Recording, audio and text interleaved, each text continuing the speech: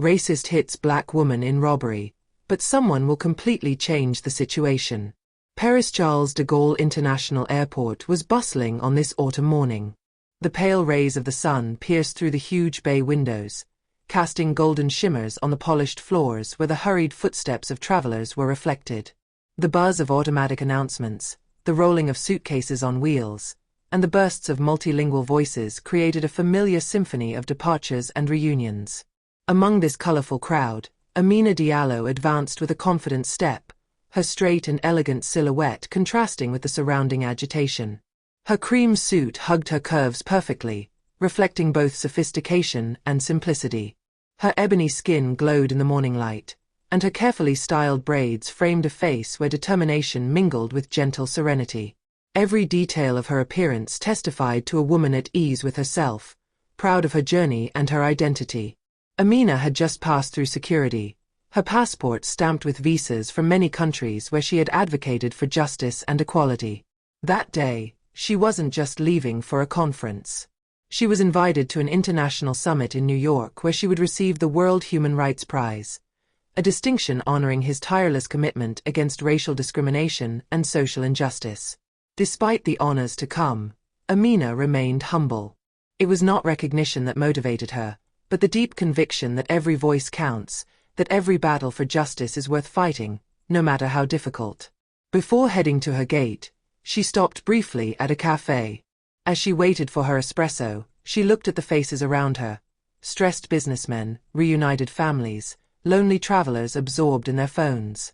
The diversity of the passengers reflected the world she was fighting for, a world where everyone should have their place, without prejudices or invisible barriers.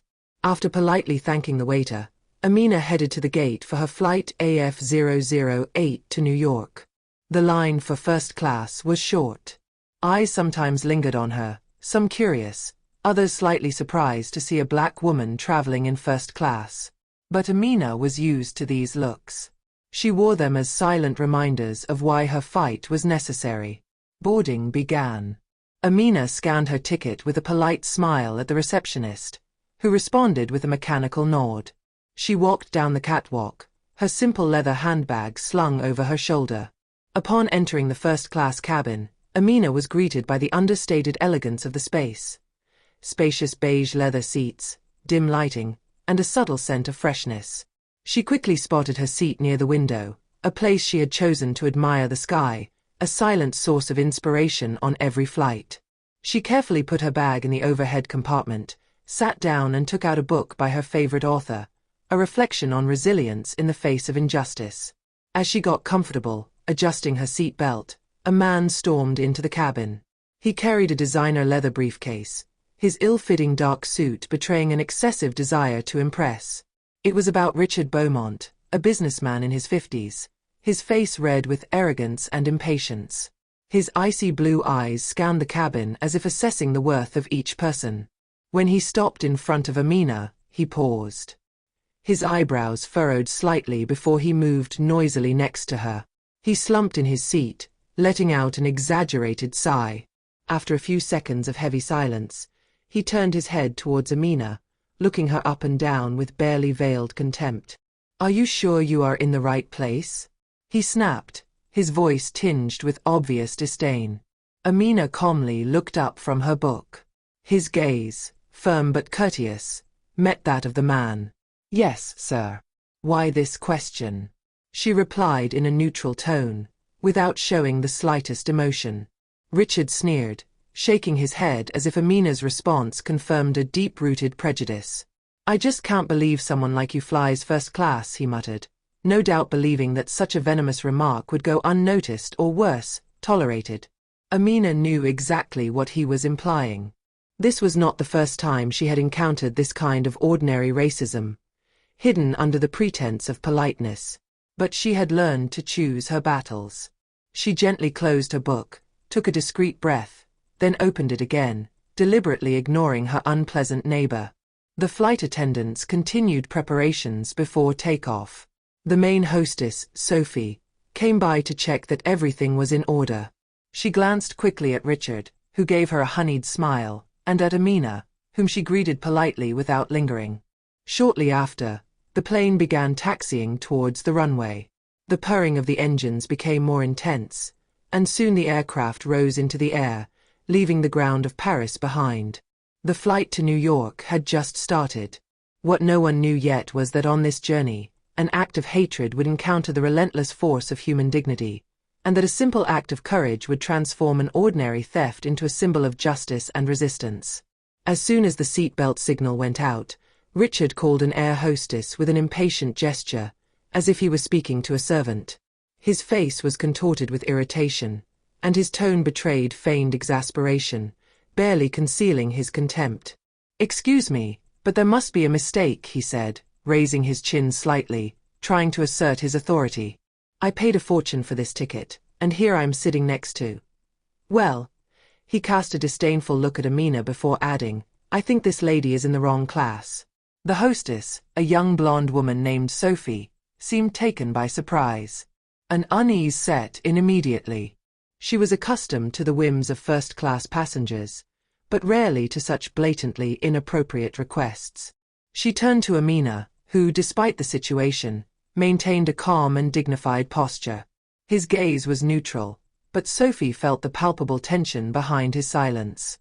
"Madam, are you in first class?" Sophie asked, hoping to defuse the situation. Amina did not give up. She quietly took her ticket out of her purse and showed it without a word. "Yes, of course." Sophie glanced at the document, then straightened up professionally. "In this case, sir, there is nothing I can do," she replied in a polite but firm tone. Richard groaned in frustration and crossed his arms, shaking his head as if the hostess had just committed an injustice against him. "It's nonsense," he grumbled, leaning back abruptly in his seat. Amina turned a page of her book without giving him another glance, refusing to give him the power he sought. The hours passed, and despite the heavy atmosphere next to her, Amina tried to concentrate on her work. She was annotating important documents for the New York summit, trying to ignore the loud sighs and annoyed movements of Richard, who kept shifting in his seat and glaring at her. But the man had no intention of stopping there. He wanted a reaction. He wanted to humiliate her, to see her lose her calm. When dinner was served, Richard, who until then had been content with angry gesticulations, moved on to more explicit provocation.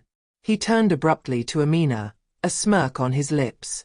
"So, how does it feel to be here thanks to aid and quotas?" he said in a honeyed tone, but full of contempt. Amina, who had just closed her file, slowly placed her hands on the white cloth table and looked up at him. "Pardon?" she asked in a measured but sharp tone. Richard shrugged his shoulders, feigning innocence. "Oh, you know, those ridiculous policies that force businesses and schools to accept anyone just to fill boxes." A discreet murmur ran through the cabin. A few nearby passengers had heard the remark and cast embarrassed glances. Amina kept an impassive expression. She knew that a man like him was waiting for her to lose patience, to react with anger so that he could discredit her. She took a slow breath and replied in a calm but sharp voice. "I'm here because I deserve it, sir." Richard burst out laughing, a mocking and cynical laugh. "Let me laugh," he groaned, shaking his head.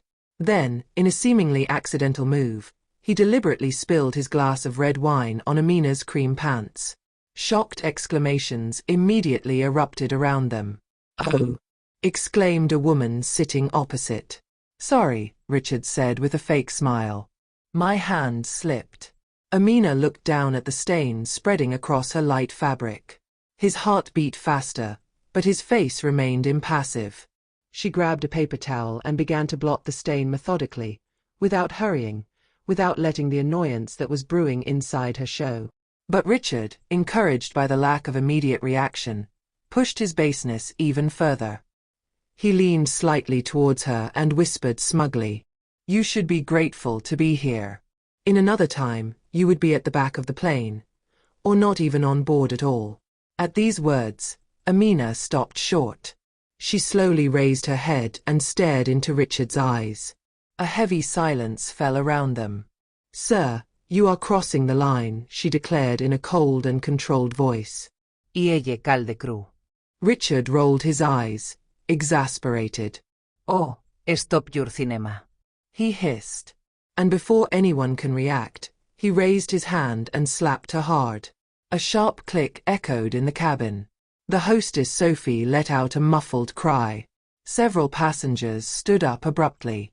A woman instinctively placed a hand over her mouth, horrified. Amina did not move immediately. His cheek burned from the impact, but his gaze didn't waver. She stared at Richard with an intensity that, this time, made him flinch slightly. But before she could say anything, a deep and authoritative voice rose behind them. "Sir, you have just made a serious mistake."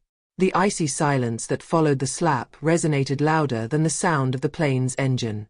The frozen passengers, some speechless, others scandalized, did not know how to react. Amina, her cheeks still red from the impact, remained impassive.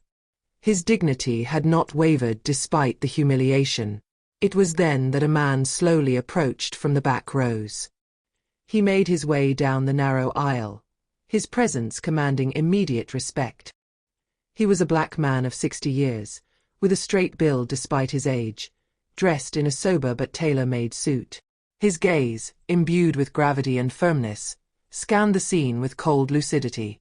Arriving alongside Richard and Amina, he took a black leather wallet from the inside pocket of his jacket and opened it in front of the cabin crew, revealing an official badge that gleamed under the dim lights of the cabin.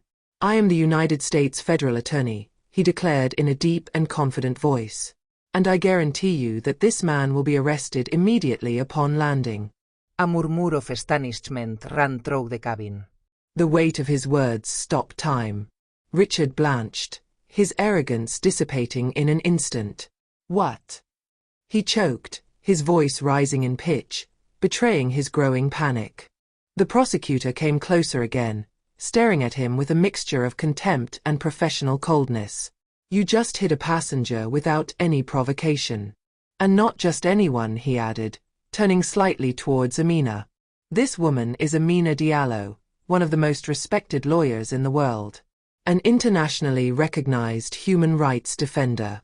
This revelation had the effect of an electric shock.